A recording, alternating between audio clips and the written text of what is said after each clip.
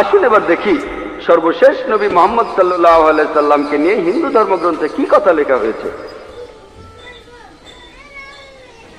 ভবিষ্য পুরাণায় উল্লেখ আছে 3 নম্বর পর্ব, 3 নম্বর খণ্ড, 3 অধ্যায়, 10 থেকে 27 নম্বর শ্লোক। বলা হয়েছে যে ম্লেচ্ছরা তারা আরবের ভূমিকে অপবিত্র করেছে, আর্য ধর্মকে সেখানে খুঁজে পাওয়া যায় না। এখানে কিছু শত্রু ছিল যারা অতীতে পরাজিত হয়েছে, কিন্তু এখন আরো শক্তিশালী শত্রু উপস্থিত হয়েছে। আমি একজন মানুষকে পাঠাবো যার নাম হবে মুহাম্মদ সাল্লাল্লাহু আলাইহি সাল্লাম। তিনি এই শত্রুদের ধ্বংস করবেন আর মানুষকে সুপথে পরিচালিত করবেন। হে ভোজ রাজা, তুমি কখনোই সেখানে যাবে না যেখানে পিশাচদের রাজত্ব, কারণ আমি আমার করুণা দিয়ে তোমাদের হৃদয়কে পবিত্র করব। তখন দেবদূতের মতো একজন মানুষ তিনি রাজার সামনে আসলেন আর বললেন, হে রাজা, আমাকে এখানে পাঠিয়েছেন ঈশ্বর পরমাত্মা। আর্য ধর্ম পৃথিবীতে বিরাজ করবে, যে ধর্মটা সত্য, দ্বীনুল হক, সেটা পৃথিবীতে বজায় থাকবে। আমাকে এখানে পাঠিয়েছেন ঈশ্বর পরমাত্মা, যাতে মাংসভোজীদের বিশ্বাসকে প্রতিষ্ঠা করা যায়। আমার অনুসারীরা হবে সেই লোকেরা যারা সুন্নতে খাতনা করবে, আর তাদের মাথার উপরে কোনো টিকি থাকবে না। তারা একটা বিপ্লব তৈরি করবে, তারা মুখে দাড়ি রাখবে, তারা প্রার্থনার জন্য আহ্বান করবে, বিধিসম্মত সব খাবারই খাবে, তবে তারা শূকরের মাংস খাবে না। তারা লতাগুল্মের মাধ্যমে পবিত্র হবে না, বরং যুদ্ধ বিগ্রহের মাধ্যমে পবিত্র। তাদেরকে বলা হবে মুসলমান, আর তারা হবে মাংসভোজী। এই ভবিষ্যৎবাণী যে একজন ঋষি আসবেন, আর সেই ঋষির নাম উল্লেখ করা হয়েছে মুহাম্মদ সাল্লাল্লাহু আলাইহি ওয়াসাল্লাম। আর বলা আছে তিনি মানুষ জাতিকে সঠিক পথে পরিচালিত করবেন। আমরা জানি মুহাম্মদ সাল্লাল্লাহু আলাইহি ওয়াসাল্লাম আরবদের পথ দেখিয়েছেন। সে সময়কে বলা হয়তো আয়ামে জাহেলিয়া, অর্থাৎ বিশৃঙ্খলার যুগ। তিনি তাদের আলো সন্ধান দিয়েছেন। আর বলা হয়েছে তার অনুসারীদের খাতনা করা থাকবে। মুসলমানরা খাতনা দেয়, তাদের মাথায় কোনো টিকি থাকবে না, মাথার পেছনে কোনো লেজ থাকবে না, মুসলমানদেরও থাকে না। তাদের মুখে দাড়ি থাকবে, মুসলমানরাও দাড়ি রাখে। তারা একটা বিপ্লব ঘটাবে, তারা প্রার্থনার জন্য আহ্বান করবে, আর সেটা হলো আজান। আমরা মুসলিমরা আজান দেই, নামাজের জন্য আহ্বান করি। তারা সব বিধিসম্মত খাবার খাবে, কিন্তু শূকরের মাংস তারা ছোবে না। আমরা মুসলিমরা শূকরের মাংস খাই না। তারা লতাগুল্মের মাধ্যমে পবিত্র হবে না, তারা পবিত্র হবে যুদ্ধ বিগ্রহের মাধ্যমে। আর পবিত্রকরণে আমাদেরকে বলা হয়েছে সত্যের জন্য যুদ্ধ করব, অন্যায় অবিচারের বিরুদ্ধে। তাদেরকে বলা হবে মুসলমান, তারা হবে মাংসভোজী। ভবিষ্য পুরাণের এই ভবিষ্যৎবাণী একেবারে পরিষ্কার ভাবে সর্বশেষ ও চূড়ান্ত নবী মুহাম্মদ সাল্লাল্লাহু আলাইহি সাল্লাম এবং তার অনুসারীদের কথা বলছে। মুহাম্মদ সাল্লাল্লাহু আলাইহি সাল্লামের নাম বিভিন্ন জায়গায় অনেকবার বলা হয়েছে, হাতে সময় নেই, সেজন্য ভবিষ্য পুরাণ থেকে কয়েকটা উদাহরণ দিচ্ছি। এই ভবিষ্যৎবাণী করা হয়েছে ভবিষ্য পুরাণের 3য় পর্ব, 3য় খণ্ড, 3য় অধ্যায়ের 5 থেকে 8 শ্লোকে। এছাড়া বলা আছে ভবিষ্য পুরাণের 3য় পর্বে 1ম খণ্ড, 3য় অধ্যায়ের 21 থেকে 23 নম্বর শ্লোকে। সর্বশেষ আর চূড়ান্ত নবী মুহাম্মদ সাল্লাল্লাহু আলাইহি সাল্লামের কথা উল্লেখ করা হয়েছে অথর্ববেদে 20 নম্বর গ্রন্থে 127 নম্বর অধ্যায়ের 1 থেকে 14 নম্বর মন্ত্রে। এগুলোকে আরো বলা হয় কুন্টুব সুক্তাস। কুন্টুব সংস্কৃত শব্দ, অর্থাৎ পেটের একটা লুকানো গ্রন্থি। তার মানে এই মন্ত্রগুলির অর্থ লুকানো রয়েছে, এগুলো পরে জানা যাবে। এখানে সবগুলো মন্ত্র নিয়ে আলোচনা করার মতো সময় নেই, আমি শুধু প্রথম 4টা মন্ত্র নিয়ে কিছু কথা বলবো। 1 নম্বর মন্ত্র বলছে তিনি হলেন নরসাংসা, তিনি হলেন কাওরামা, তিনি পরাজিত করবেন 60,090 জন শত্রুকে। 2 নম্বর মন্ত্র বলছে তিনি উটের পিঠে চড়বেন। 3 নম্বর মন্ত্র বলছে তিনি হলেন মামা ঋষি। 4 নম্বর মন্ত্রে তাকে আরো বলা হচ্ছে রেব। 1 নম্বর মন্ত্র বলছে তিনি হলেন নরসাংসা। নরসাংসা শব্দটা এসেছে নর থেকে, অর্থাৎ কোনো ব্যক্তি বা একজন লোক। আর সাংসা অর্থ প্রশংসা, কারো প্রশংসা করা। তাহলে নরসাংসা অর্থ যে ব্যক্তিকে প্রশংসা করা হয়। আর আপনারা যদি মহানবী মুহাম্মদ সাল্লাল্লাহু আলাইহি সাল্লামের নামের ইংরেজি অনুবাদ করেন, যদি তার নামের ইংরেজি অনুবাদ করেন তার অর্থ যার প্রশংসা করা হয়, তাহলে নরসাংসা শব্দটার আরবি অনুবাদ করলে সেটা হবে মুহাম্মদ সাল্লাল্লাহু আলাইহি সাল্লাম। এখানে নামই উল্লেখ করা হচ্ছে। এরপর বলা হচ্ছে তিনি হলেন কাওরামা। এই কাওরামা শব্দটার একটা অর্থ সংস্কৃতিতে হলো শান্তির রাজপুত্র। আর মুহাম্মদ সাল্লাল্লাহু আলাইহি সাল্লাম শান্তির রাজপুত্র ছিলেন। আরেকটা অর্থ হলো যে বিদেশে যায়। হযরত মুহাম্মদ সাল্লাল্লাহু আলাইহি সাল্লাম হিজরত করেছিলেন মক্কা থেকে মদিনায়, তিনি বিদেশে গিয়েছিলেন। এছাড়া প্রথম মন্ত্রে আছে তিনি 60,090 জন শত্রুকে পরাজিত করবেন। আর সে সময় মক্কায় যেসব লোকজন থাকতো তাদের মধ্যে যারা নবীজির বিরুদ্ধে ছিল তাদের সংখ্যা আনুমানিকভাবে 60,000 জন। 2 নম্বর মন্ত্র বলছে যে তিনি উটের পিঠে চড়বেন। কোন ইন্ডিয়ান ঋষি, কোন ব্রাহ্মণই কখনো উটের পিঠে চড়বেন না, কারণ মনুস্মৃতিতে বলছে 11 নম্বর অধ্যায়ের 202 নম্বর অনুচ্ছেদে বলা হয়েছে একজন ব্রাহ্মণকে কোনো গাধা বা উটের পিঠে চড়তে নিষেধ করা হয়েছে। এতে বোঝা যাচ্ছে ইনি কোনো ইন্ডিয়ান ঋষি নন। 3 নম্বর মন্ত্র বলছে তিনি মামা ঋষি। মামা অর্থ মহা, অর্থাৎ মহান ঋষি। আর এছাড়াও অন্যান্য ধর্মগ্রন্থ বলছে সেটা মোহাম্মদ ঋষি। 4 নম্বর মন্ত্র বলছে তিনি হলেন রেব। রেব অর্থ যিনি প্রশংসা করেন। আর মোহাম্মদ সাল্লাল্লাহু আলাইহি ওয়াসাল্লামের আরেকটা নাম হলো আহমদ সাল্লাল্লাহু আলাইহি ওয়াসাল্লাম, অর্থাৎ যিনি প্রশংসা করেন। তাহলে নবীজির এই অন্য নামটা এই আহমদ শব্দটার সংস্কৃত করলে পাবেন রেব। আর এ কথাটাই রয়েছে অথর্ব বেদে। এই মন্ত্রগুলি কুন্টুব সুক্তাস, এই মন্ত্রগুলি শুধু একজনকে নির্দেশ করছে, তিনি সর্বশেষ চূড়ান্ত নবী মুহাম্মদ সাল্লাল্লাহু আলাইহি ওয়াসাল্লাম। আমি কয়েকটা ভবিষ্যৎবাণীর কথা বলবো, এছাড়াও আরো আছে। মুহাম্মদ সাল্লাল্লাহু আলাইহি ওয়াসাল্লাম তার কথা বলা হয়েছে অথর্ব বেদে 20 নম্বর গ্রন্থের 21 নম্বর অনুচ্ছেদের 6 নম্বর পরিচ্ছেদে বলা হয়েছে যে একজন কারু, সে পরাজিত করবে 10,000 শত্রুকে কোন রকম যুদ্ধ ছাড়াই।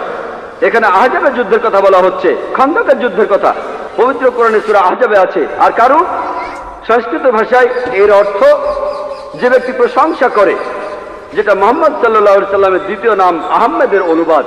যে ব্যক্তি প্রশংসা করে, এখানে বলা হচ্ছে যে ব্যক্তি প্রশংসা করে অর্থাৎ আহমদ, তিনি 10,000 শত্রুকে পরাজিত করবেন কোনো যুদ্ধ ছাড়া।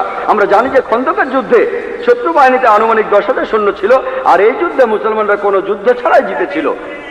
নবীজির কথা আরো আছে অথর্ব বেদে 20 নম্বর গ্রন্থের 21 নম্বর অনুচ্ছেদের 7 নম্বর পরিচ্ছেদে বলা হয়েছে যে আভান্দু তিনি 60,090 জন শত্রুকে আর 20 জন গোত্র প্রধানকে পরাজিত করবেন। আভান্দু একটা সংস্কৃত শব্দ যার অর্থ যে প্রশংসা করে, এটা মুহাম্মদ সাল্লাল্লাহু আলাইহি ওয়াসাল্লামের নামের অনুবাদ। আরো বলা আছে যে তিনি হবেন এতিম। আর আমরা এখন ইতিহাস থেকে জানি সে সময় আনুমানিক 20 জন গোত্র প্রধান ছিল মক্কা শহরে, যারা নবীজির কাছে পরাজিত হয়েছিল। আর মক্কার যেসব লোক তার বিপক্ষে ছিল তারা ছিল প্রায় 60,000। এই ভবিষ্যৎবাণীর কথা আরো আছে ঋগ্বেদে 1 নম্বর গ্রন্থের 3 নম্বর অনুচ্ছেদের 9 নম্বর পরিচ্ছেদে। এখানে সংস্কৃত শব্দ হলো সুশ্রামা। সুশ্রামা এটাও একটা সংস্কৃত শব্দ যার অর্থ যে ব্যক্তি প্রশংসা করে, যেটা মুহাম্মদ সাল্লাল্লাহু আলাইহি ওয়াসাল্লামের নামের অনুবাদ। আরো অনেক ভবিষ্যৎবাণী আছে, এখানে সময় কম তাই সবগুলো বলতে পারছি না। নবীজির কথা আরো বলা হয়েছে সামবেদে উত্তর চিকে 15 নম্বর মন্ত্রে বলা হয়েছে যে আহম্মদ তাকে দেওয়া হয়েছে অবিনশ্বর আইন। এখানে নবীজির নাম বলা হয়েছে আহমদ সাল্লাল্লাহু আলাইহি ওয়াসাল্লাম, তাকে দেওয়া হয়েছে অবিনশ্বর আইন। পবিত্র কোরআন এটাই তার শরিয়া। কিন্তু যদি এই অনুচ্ছেদটার অনুবাদ পড়েন, আহমদ শব্দটা আসলে আরবি শব্দ, তারা এটার অনুবাদ করতে পারেনি, তাই লিখেছে আহাম মাটি। আহা আর মাটি সংস্কৃত শব্দ যার অর্থ আমার বাবা, তার মানে আমার বাবাকে দেওয়া হয়েছে অবিনশ্বর আইন। অনুবাদটাতে আপনারা আলাদা শব্দ দেখবেন, তবে অরিজিনাল গ্রন্থে আছে আহমদ। এই আহমদ শব্দটা হিন্দু ধর্মের অন্যান্য গ্রন্থগুলোতেও রয়েছে, যেমন আছে সামবেদে ইন্দ্র 2য় অধ্যায়ের 152 নম্বর মন্ত্রে নবীজিকে আহমদ বলে ডাকা হয়েছে যজুর্বেদে 31 অধ্যায়ের 18 অনুচ্ছেদে। ঋগ্বেদের 8 নম্বর গ্রন্থের 6 নম্বর অনুচ্ছেদের 10 নম্বর পরিচ্ছেদে। এছাড়া মহানবী সাল্লাল্লাহু আলাইহি ওয়াসাল্লামকে বলা হয়েছে আহমদ, সেটা আছে অথর্ববেদের 8 নম্বর গ্রন্থের 5 নম্বর অনুচ্ছেদের 16 নম্বর পরিচ্ছেদে। এছাড়াও আছে অথর্ববেদের 20 নম্বর গ্রন্থের 126 অনুচ্ছেদের 14 পরিচ্ছেদে।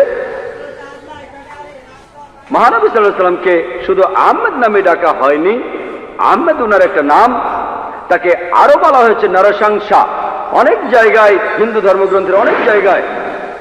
আর আমি আগেও বলেছি যে নরসংসা শব্দটা এসেছে নর থেকে, যার অর্থ একজন মানুষ বা একজন ব্যক্তি। আর সংসা যার অর্থ প্রশংসা, প্রশংসা করা। তাহলে নরসংসা অর্থ যে ব্যক্তির প্রশংসা করা হয়। এটাই হলো সর্বশেষ চূড়ান্ত নবী মুহাম্মদ সাল্লাল্লাহু আলাইহি ওয়াসাল্লামের নামের সঠিক ইংরেজি অনুবাদ।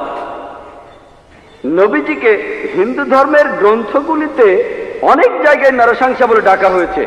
ঋগ্বেদের 1 নম্বর গ্রন্থের 13 নম্বর অনুচ্ছেদের 3 পরিচ্ছেদে, ঋগ্বেদের 1 নম্বর গ্রন্থের 18 অনুচ্ছেদের 9 পরিচ্ছেদে, ঋগ্বেদের 1 নম্বর গ্রন্থের 106 নম্বর অনুচ্ছেদের 4 পরিচ্ছেদে, ঋগ্বেদের 1 নম্বর গ্রন্থের 142 নম্বর অনুচ্ছেদের 3 পরিচ্ছেদে, ঋগ্বেদের 2 নম্বর গ্রন্থের 3 অনুচ্ছেদের 2 পরিচ্ছেদে, ঋগ্বেদের 5 নম্বর গ্রন্থের 5 অনুচ্ছেদের 2 নম্বর পরিচ্ছেদে, ঋগ্বেদের 7 নম্বর গ্রন্থের 2 অনুচ্ছেদের 2 নম্বর পরিচ্ছেদে, ঋগ্বেদের 10 নম্বর গ্রন্থের 64 অনুচ্ছেদের 3 পরিচ্ছেদে, ঋগ্বেদের 10 নম্বর গ্রন্থের 182 নম্বর অনুচ্ছেদের 2 নম্বর পরিচ্ছেদে, যজুর্বেদের 21 নম্বর অধ্যায়ের 31 অনুচ্ছেদে, যজুর্বেদের 21 নম্বর অধ্যায়ের 55 নম্বর অনুচ্ছেদে, যজুর্বেদের 20 নম্বর অধ্যায়ের 37 অনুচ্ছেদে, যজুর্বেদের 20 নম্বর অধ্যায়ের 57 নম্বর অনুচ্ছেদে, যজুর্বেদের 28 অধ্যায়ের 2 অনুচ্ছেদে, যজুর্বেদের 28 অধ্যায়ের 19 অনুচ্ছেদে, যজুর্বেদের 28 অধ্যায়ের 42 নম্বর অনুচ্ছেদে। এখানে শুধু রেফারেন্সগুলোই অনেকক্ষণ বলা যাবে। যেখানে নবী মুহাম্মদ সাল্লাল্লাহু আলাইহি ওয়াসাল্লামের নাম উল্লেখ করা হয়েছে তাকে বলা হয়েছে নরশংসা, অনেক জায়গায় বলা হয়েছে হিন্দু ধর্মগ্রন্থের। শুধু হিন্দু ধর্মগ্রন্থে মুহাম্মদ সাল্লাল্লাহু আলাইহি ওয়াসাল্লাম সম্পর্কে কি বলা আছে তার উপরই আমি একটা লেকচার দিতে পারবো। আমি শুধু আরেকটা ভবিষ্যৎবাণীর কথা বলবো কল্কি অবতার সম্পর্কে।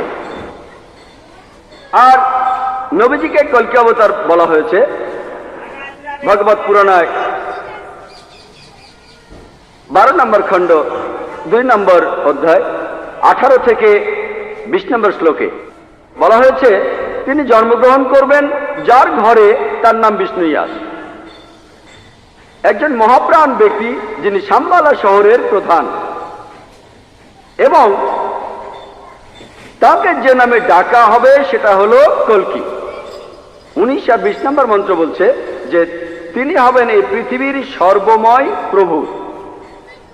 তার থাকবে কিছু অসাধারণ চারিত্রিক গুণাবলী এবং তার থাকবে 8টি বিশেষ বৈশিষ্ট্য। 8টি বিশেষ বৈশিষ্ট্য তাকে দেয়া হবে একটি বাহন, একটি ঘোড়া, দেবদূত নিয়ে আসবে, আর তিনি একটি ঘোড়ায় চড়বেন, তার হাতে থাকবে তরবারি, তিনি শত্রুদের পরাজিত করবেন আর ফেরেশতারা তাকে সাহায্য করবে। এছাড়াও বলা আছে ভগবত পুরাণায়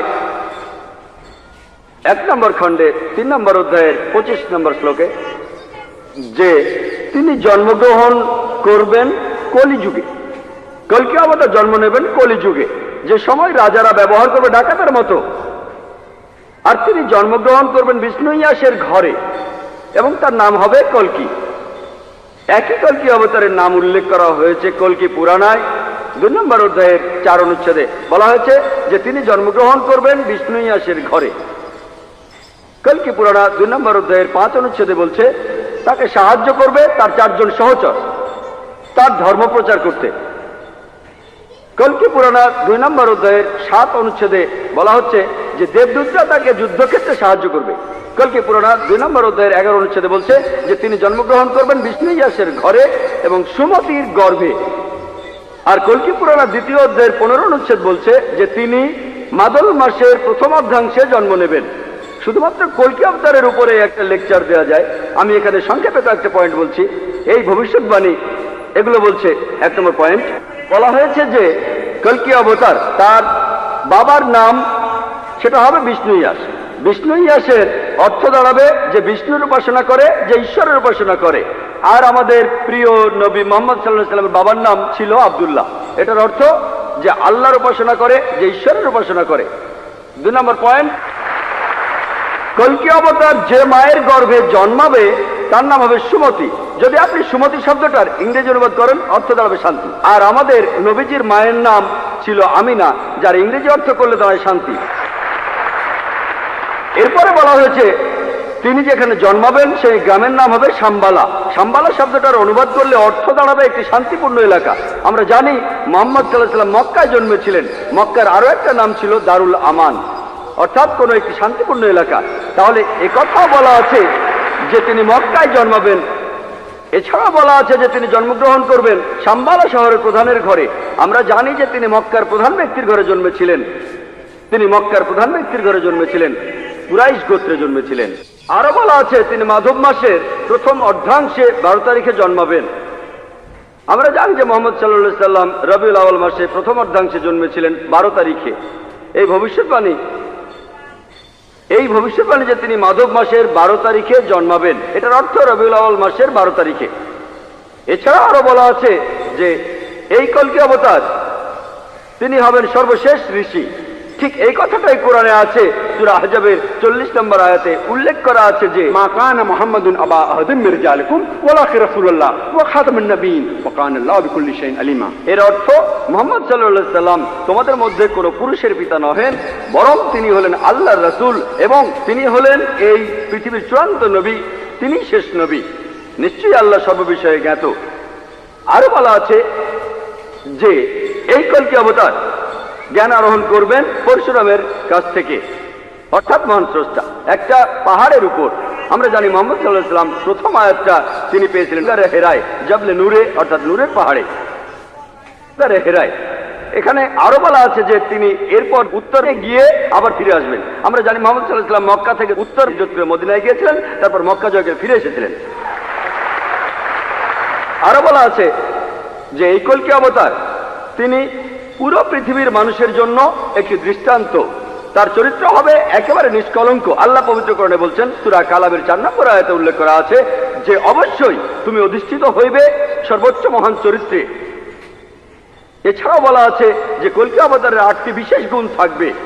কলকি পুরাণা এবং ভাগবত পুরাণায় এই 8টি বিশেষ গুণ হলো জ্ঞান, আত্মসংযম, অভিজাত বংশ, রিভিল নলেজ, সাহস, দানশীলতা, মহানুভবতা আর পরিমিত কথা। আর নবী মুহাম্মদ সাল্লাল্লাহু আলাইহি সাল্লামের এই 8টা গুণের সবগুলোই ছিল। এছাড়া আরো বলা আছে যে তিনি হবেন এই পৃথিবীর শিক্ষক। আল্লাহ পবিত্রকরণে বলছেন, আর সূরা সাবার 28 নম্বর আয়াতে উল্লেখ করা আছে, ওয়ামা আরসালনাকা ইল্লা কাফাতাল লিন-নাস বাশীরা ওয়া নাযীরা। আমি তো তোমাকে সমগ্র মানব জাতির জন্য প্রেরণ করিয়াছি তাহাদের সংবাদদাতা ও সতর্ককারী রূপে, কিন্তু অধিকাংশ মানুষই তাহা জানে না। এরপর আরো বলা আছে যে এই কলকি অবতার তাকে সর্বশক্তিমান ঈশ্বর একটি বাহন দেবেন। আমরা জানি মুহাম্মদ সাল্লাল্লাহু আলাইহি সাল্লাম তিনি বোরাকে চড়েছিলেন, বোরাকে চড়ে তিনি মিরাজে গিয়েছিলেন, আল্লাহর কাছে গিয়েছিলেন। আরো বলা আছে এই কলকি অবতার ঘোড়ায় চড়বে আর হাতে তরবারি থাকবে। আমরা জানি মুহাম্মদ সাল্লাল্লাহু আলাইহি সাল্লাম যত যুদ্ধ হয়েছিল বেশিরভাগ যুদ্ধে তিনি ছিলেন, বেশিরভাগ যুদ্ধ ছিল আত্মরক্ষার উদ্দেশ্যে। আর যদিও তিনি সবার নেতা ছিলেন, তবুও সব যুদ্ধেই তিনি ছিলেন, সেখানে ঘোড়ায় চড়েছিলেন আর তিনি ডান হাতে একটা তরবারি ধারণ করতেন। এরপর আরো বলা আছে যে এই কলকি অবতারকে সাহায্য করবে 4 জন সহচর, যাতে সত্যের ধর্ম তিনি প্রচার করতে পারেন। বোঝাই যাচ্ছে এখানে বলা হচ্ছে 4 খলিফার কথা, খোলাফায়ে রাশিদিন, হযরত আবু বকর, হযরত ওমর, হযরত ওসমান, হযরত আলী, আল্লাহ তাদের সবার উপর সন্তুষ্ট হন। পরে তারা হয়েছিলেন খোলাফায়ে রাশিদিন, সঠিক নির্দেশ পালনকারী ইসলামের খলিফা, ইসলামকে ছড়িয়ে দিয়েছেন। আরো বলা আছে যে এই কলকি অবতার শত্রুকে পরাজিত করবে আর মানুষকে সঠিক পথে নিয়ে আসবে। আমরা জানি মুহাম্মদ সাল্লাল্লাহু আলাইহি সাল্লাম শত্রুকে পরাজিত করেছিলেন আর আরবদের তিনি আয়ামে জাহেলিয়া থেকে, অজ্ঞতার যুগ থেকে সত্যের পথে এনেছিলেন। আরেকটা কথা বলা আছে যে দেবদূতরা তাকে যুদ্ধের ময়দানে সাহায্য করবে। আমরা জানি মুহাম্মদ সাল্লাল্লাহু আলাইহি সাল্লামকে ফেরেশতারা বিভিন্ন যুদ্ধে সাহায্য করেছিলেন, যেমন বদরের যুদ্ধে। পবিত্র কোরআনেও আছে, সূরা আল ইমরানের 123 থেকে 25 নম্বর আয়াতে উল্লেখ আছে। এছাড়াও সূরা আনফালের 8 এবং 9 নম্বর আয়াতে উল্লেখ আছে। তাহলে এই কলকি অবতারের ভবিষ্যৎবাণীর সাথে আর কাউকে মেলানো যায় না, শুধু মেলানো যায় সর্বশেষ ও চূড়ান্ত নবী মুহাম্মদ সাল্লাল্লাহু আলাইহি সাল্লামকে।